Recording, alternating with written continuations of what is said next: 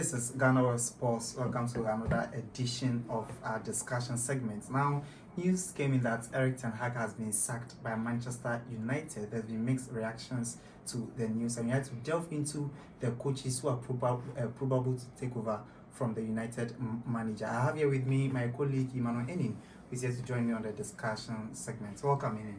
Yeah, Chairman Andy. Yeah, so let's delve straight into the probable managers who are likely to take over from Erik Ten Hag. So Manchester United are looking to replace Ten Hag. I think he was sacked yesterday, and looking at the options for them, we have Ruud van Nistelrooy, who is the coach for Sporting CP. We have Zidane, who is also unemployed, and Xavi is also unemployed. And I've read reports that Inzaghi, who is the manager of Inter Milan, could also replace Erik Ten Hag. So there's, I think there are reputable managers available for Manchester United. It's just how are they going to assess them and deem one fit for the team. But yeah, I think their list is really rich. I mean, having Xavi in there, having Zidane in there, and Ruud van Nistelrooy it's not bad for coach because he's handled the Sporting CP for quite a while now.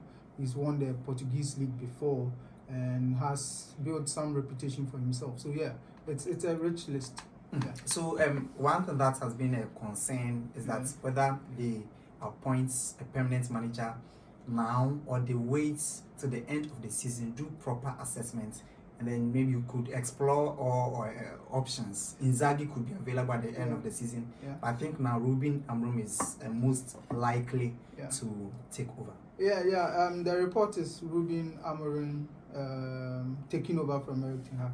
I mean, for me, I think the right practice should be allowing Ruud van Nistelrooy to lead them for the remainder of the season. But if you are the owner and you look at the situation right now, we are looking at Manchester United sitting 14th on the league table, and they are also bottom place in the Europa League. And you wouldn't want to trust an inexperienced manager like Ruud van Nistelrooy to lead your team. Looking at, we are just 3 months into the season.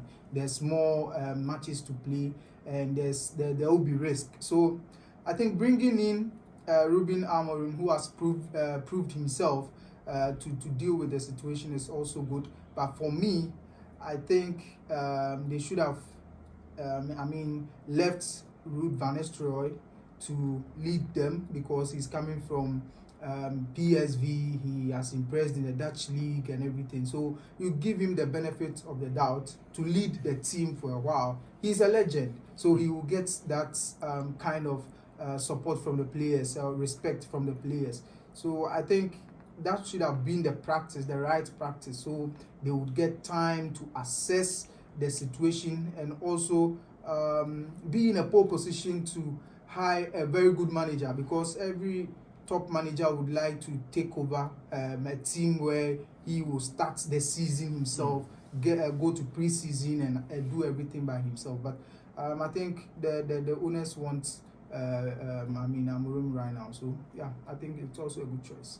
It's also a good choice. Now, I also think there's some kind of pressure on the new owners to make an impression.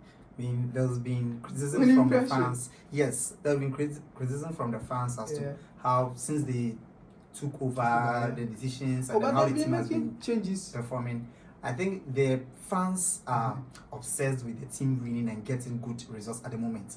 Yeah. And so I also think that's kind of pressuring them to go in for Ruud van Nistelrooy at the moment, because they don't want Van Nistelrooy taking over there to get to a point maybe things might escalate and then a whole lot of. I think it's also contributes to. If you are owner and you listen to the fans too much, you might make a mistake. Definitely. Take Barcelona for example. Xavi is a legend. In his first full season, he won 2 trophies.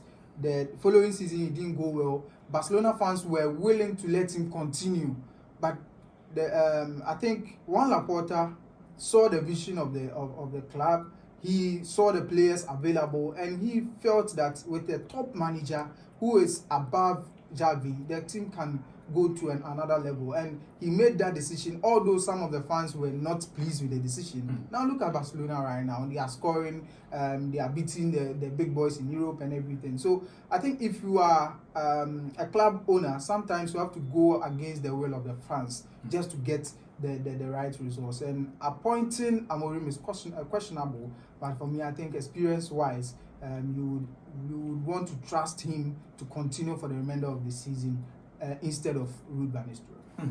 So this is where we draw the curtains down on today's edition of the discussion segments. My name is Benjamin Saki. I did this with Emmanuel Inin. Thank you very